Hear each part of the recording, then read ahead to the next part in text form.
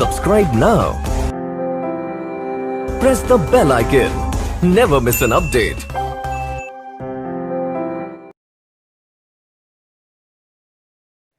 नमस्कार दोस्तों, once again welcome to Atlas Study. अपन बात कर रहे थे राजस्थान की झीलें और लगभग मीठे पानी की सभी झीलों की अपन बड़ी विस्तार से चर्चा कर ली है। इसके बाद में अपन बात करेंगे आज राजस्थान की मतलब खारे पानी की झीलें। तो चलिए करते हैं स्टार्ट। खारे पानी की झीलें।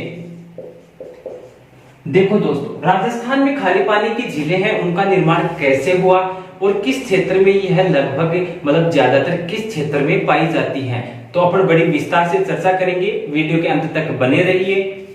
देखो दोस्तों, अपने ज्योग्राफी में मतलब एक वैज्ञानिक था जिसे बोलते थे वेगनर। वेगनर के सिद्धांतों के अकॉर्डिंग मैं बात करूं कि जो अपनी पृथ्वी थी, पहले संपूर्ण पृथ्वी थी, वो एक भाग में ही थी। ये हो गई अपनी संपूर्ण पृथ्वी। इसे बोलते थे स्थल मंडल।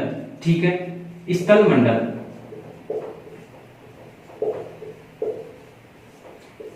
इसे ही बोलते थे पेंजिया, या ज्योग्राफी की भाषा में इसे बोलते थे पेंजिया।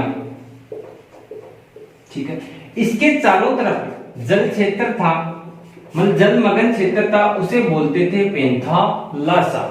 ठीक है, मतलब जलमग्न क्षेत्र को बोलते थे पेंथालासा। अब क्या हुआ, कार्बोनिफेरस के काल के बाद में टर्शियर काल आया। टर्शियर काल में क्या हुआ कि जो चंद्रमा की ज्वारीय ऊर्जा मतलब चंद्रमा के ज्वारीय बल के कारण इनमें टूटन हुई, और टूटन हुई तो ये दो भागों में बट गया। ठीक है, और दो भागों में बटने के बाद जो बीच का भाग रह गया उसे बोलने लगे 33 सागर। ठीक है, अब ये आप याद रखना दोस्तों, ये अपना ऊपर वाला भाग होता है उत्तरी भाग, ठीक है, ये पूर्वी भाग, ये दक्षिणी भाग, और ये हो गया पश्चिमी भाग। पश्चिमी भाग। अब याद रखना दोस्तों, जो ज्वारीय बल है मतलब चंद्रमा का जो ज्वारीय बल है वो हमेशा लगता है पूर्व से पश्चिम की ओर। हमेशा पूर्व से पश्चिम की ओर लगता है चंद्रमा का जो ज्वारीय बल है। अब क्या हुआ कि जो टर्शियरी काल में चंद्रमा का जो ज्वारीय बल था वो लगा और ये दो भागों में टूट गए। ऊपर वाले भाग को बोलने लगे अंगारा लैंड, और इस नीचे वाले भाग को बोलने लगे गोंडवाना प्लेन। हो जाएगा क्लियर। अब जो बीच में भाग बच गया दोस्तों, जो बीच में ये वाला भाग बच गया उसे बोलने लगे 33 सागर।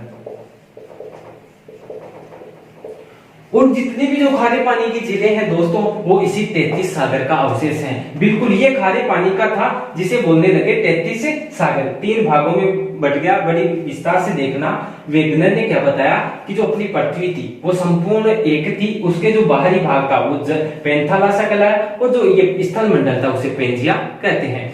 अब मैं बात करूं इसके बाद में, ये है अपनी अरावली पर्वतमाला। अब जो अरावली पर्वतमाला है, इसका जो ये पश्चिमी भाग है, इस पश्चिमी भाग में अपने राजस्थान की मैं बात करूं तो ये राजस्थान में पश्चिमी भाग में खारे पानी की मतलब पश्चिमी भाग में जितने भी झीलें हैं लगभग खारे पानी की झीलें हैं। पश्चिमी भाग में खारे पानी की झीलें। अब मैं बात करूं इसके पूर्वी भाग में, तो पूर्वी भाग में दोस्तों लगभग झीलें मीठे पानी की हैं। हो जाएगा क्लियर कि राजस्थान की जो अरावली पर्वतमाला है, अरावली पर्वतमाला के जो पश्चिमी भाग में है सभी झीलें खारे पानी की हैं, और जो पूर्वी भाग में वो सभी झीलें मीठे पानी की हैं। ठीक है दोस्तों, हो जाएगा क्लियर। और जो ये खारे पानी की झीलें हैं वो 33 सागर का अवशेष है। बिल्कुल, यहां से सब कुछ क्लियर हो गया। इसके बाद में अपन बात करेंगे राजस्थान की खारे पानी की झीलें। वन बाय वन करके मैं सभी झीलें यहां से करवा दूंगा आपको। बिल्कुल एग्जाम की दृष्टि से अपन सभी झीलों की चर्चा करेंगे दोस्तों, और चर्चा करते करते समाप्त भी कर देंगे। चलिए अपन लेते हैं खारे पानी की झील है अपने, एक है सांभर।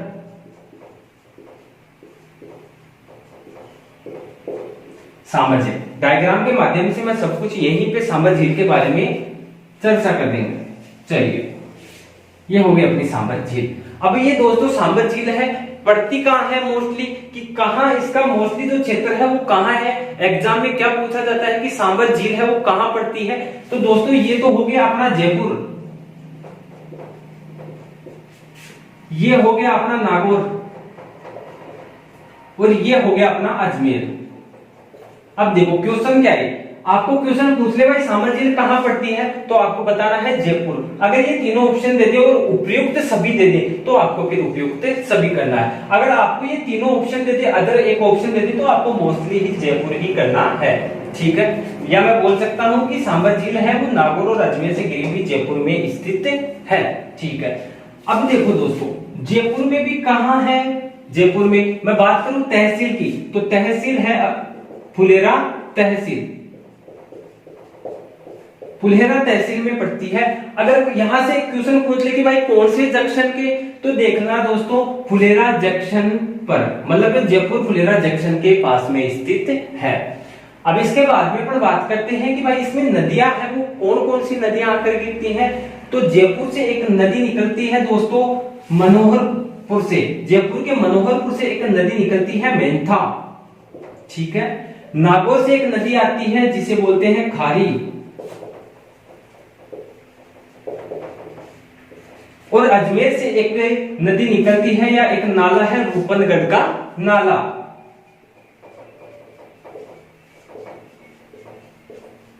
रूपनगढ़ का नाला, ये तीनों नदियां इससे में जल छोड़ती हैं। इसके बाद में मैं बात करूं सांबर झील की, कि जो सांबर झील का जो निर्माण है दोस्तों, वैसे तो ये प्राकृतिक झील है, ठीक है, वैसे ये प्राकृतिक झील है, लेकिन जो बिजोलिया शिलालेख है, बिजोलिया शिलालेख के अकॉर्डिंग, बिजोलिया शिलालेख,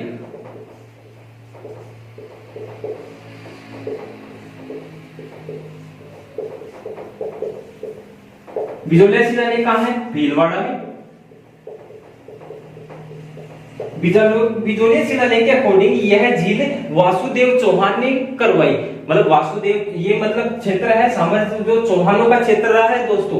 तो चौहान मतलब वासु एक शासक था चौहान वंश का, जिसे बोलते थे वासुदेव चौहान। वासुदेव चौहान ने इस झील का निर्माण, ये सिर्फ बात लिखी हुई है बिजोलिया शिलालेख, बल्कि अपने ज्योग्राफी के अकॉर्डिंग तो ये प्राकृतिक झील है। भाई आपको भी पता है कोई झील बनवाने वाला खारे पानी की तो बनवाएगा नहीं, जनरल सी बात है मीठे पानी की ही बनवाएगा। तो बिजोलिया शिलालेख में क्या लिखा हुआ है कि वासुदेव चौहान ने इस झील का निर्माण करवाया, ठीक है। इसके बाद में अपन बात करते हैं दोस्तों कि जो यह झील है सांबर झील, यह राजस्थान की सबसे बड़ी खारे पानी की झील है। राजस्थान की सबसे बड़ी खारे पानी की झील जो है सांबर झील है। मैं बात करूं भारत की, तो भारत में चिल्का झील इसका उदाहरण है, जो कहां पड़ती है, उड़ीसा में। भारत की बात करूं तो भारत की चिल्का झील जो कहां है, उड़ीसा में, ठीक है, हो जाएगा क्लियर। अब देखो कि भारत में कुल नमक का मतलब भारत में जितना भी नमक होता है उसका अकेली यह सांबर झील 8.7% उत्पादन करती है। मतलब भारत के कुल नमक का 8.7% अकेली सांबर झील करती है। तो भारत में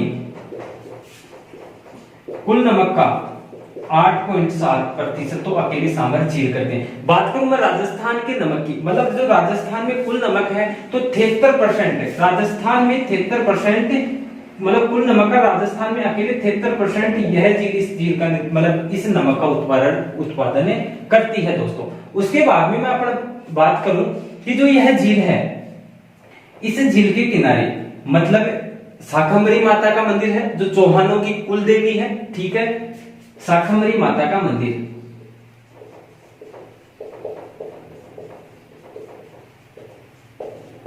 जो चौहानों की कुल देवी है।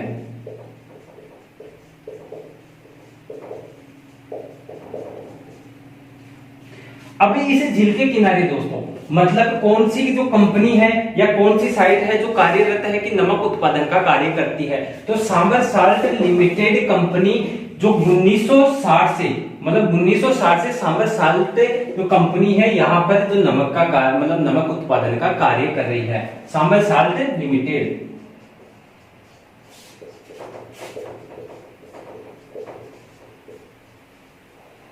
जो कब से 1960 से कार्यरत है।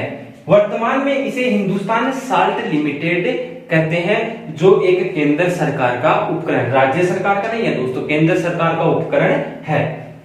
इसके बाद में मैं बात करूं इस झील के मतलब इस झील के किनारे राजस्थान की दूसरी मतलब रामसर साइट यहाँ लगी हुई है दूसरी, मतलब दूसरी रामसर साइट जो सांभर झील के किनारे लगी हुई है।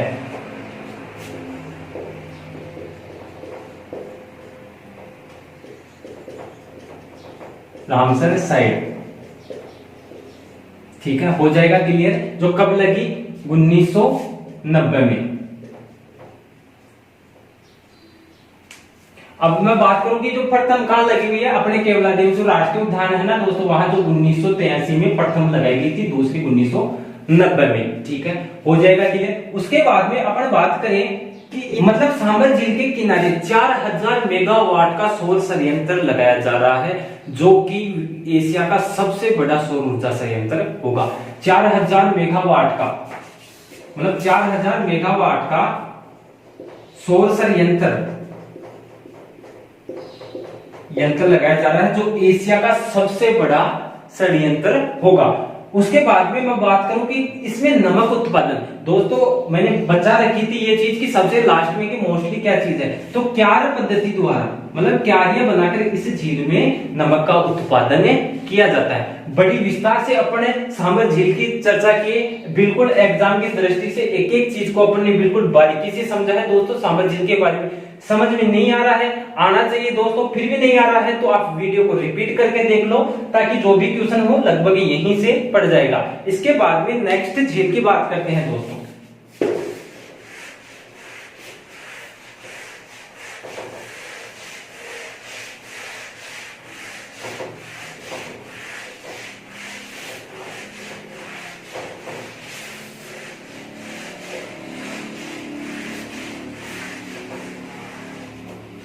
तो नेक्स्ट झील लेते हैं डीडवाना।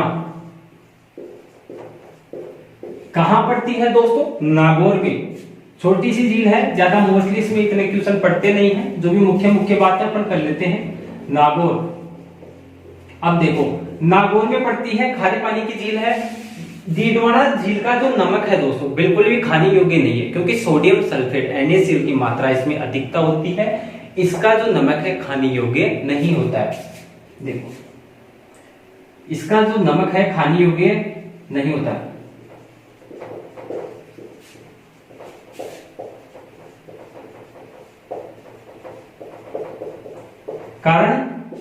कारण आपको पता है, कारण है कि सोडियम सल्फेट NaCl की मात्रा अधिक होती है। सोडियम सल्फेट,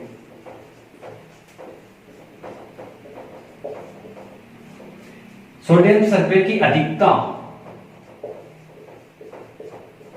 अब जो झील है तो फिर क्या काम में आती होगी? तो देखो दोस्तों, इस झील का जो काम है, मतलब इस झील का जो पानी है, वो कपड़े, कागज आदि को तैयार करने में इस झील का पानी काम में आता है। तो कपड़े,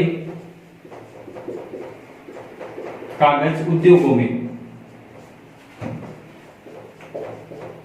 इस झील का निर्माण आता है। मोस्टली यही बातें हैं इस झील के बारे में कर लेना के लिए थोड़ा सा, कि इसका जो खाने योग्य, मतलब खाने योग्य नमक उत्पादन नहीं होता है। तो क्यों नहीं होता है तो बता देना, NaCl की अधिकता के कारण। नेक्स्ट झील की बात करते हैं दोस्तों,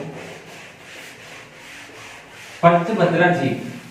तो कहां पड़ती है? अपने बालोतरा बाड़मेर में।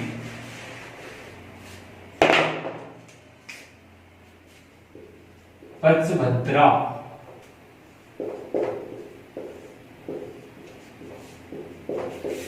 पड़ती कहां है? बालोतरा बाड़मेर में।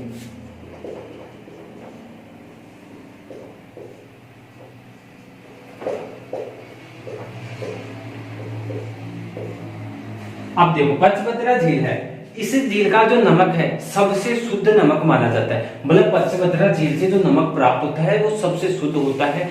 इसमें जो मतलब सबसे ज्यादा खारा भी यही होता है, जिसमें 98%, मतलब लवणता की मात्रा 98% पाई जाती है। तो सबसे खाने मतलब सबसे शुद्ध नमक इसी झील से प्राप्त होता है।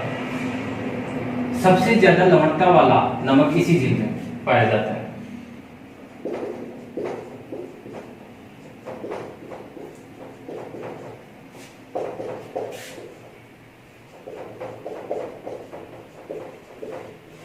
जो कितना परसेंट? लगभग 98%। अब देखो दोस्तों, उसके बाद में कि जो इस झील में है, कौन सी जाति के लोग जो नमक है वो निकालते हैं? तो खारवाल जाति के लोग इस झील में नमक का उत्पादन करते हैं। खारवाल जाति के लोग।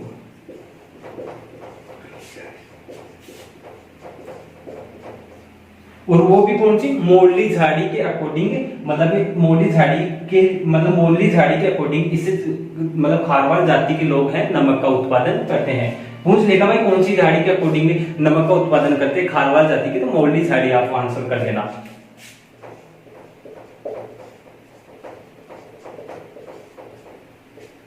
ठीक है, हो जाएगा क्लियर। मोस्टली यही बातें हैं। अपनी जो सांबर झील थी उसको लेकर एग्जाम में ज्यादा क्वेश्चन पड़ता है, क्योंकि वो एक तो अपने जो 3 जिले हैं उनमें फैली हुई है, मुख्यतः अपने जयपुर में फैली हुई है। इसके अकॉर्डिंग जो सांबर झील थी वो थोड़ी लॉन्ग थी, बाकी ये 2-3 जिले हैं वो कंप्लीट हो गई है। दोस्तों अपने खारे पानी की जिले आज बड़ी विस्तार से चर्चा की, आपको अच्छा लगा होगा, बढ़िया लगा होगा। और अगर कुछ बातें रह भी जाए तो आपको नोट्स में आपको मिल जाएगी, जो इसके टेलीग्राम पर मतलब मैं आपको डिस्क्रिप्शन में टेलीग्राम की लिंक डाल दूंगा, उसको ज्वाइन कीजिएगा, वहां से आप नोट्स ले लेना। और आप ये भी बताइए कि अगला जो टॉपिक है अपन कौन सा स्टार्ट करें, ताकि आपको भी लगे भाई अपन कौन से टॉपिक पढ़ना चाहते हैं या आपकी कौन से टॉपिक में रुचि है। तो उसके अकॉर्डिंग अपन 2 सेशन स्टार्ट कर लेंगे भाई अलग अलग, उसमें अपन और कुछ चालू कर देंगे, उसमें और कुछ चालू कर देंगे। ठीक है दोस्तों, नेक्स्ट वीडियो में मिलते हैं बड़े उमंग और जोश के साथ। इसी तरह बने रहिए, वीडियो को ज्यादा से ज्यादा लाइक, शेयर व सब्सक्राइब जरूर करें, ताकि हर एक व्यक्ति के पास मतलब अपडेट पहुंचती रहे, आपके पास भी क्लासों की अपडेट पहुंचती रहे। ठीक है दोस्तों, धन्यवाद। Subscribe now and press the bell icon. Never miss an update.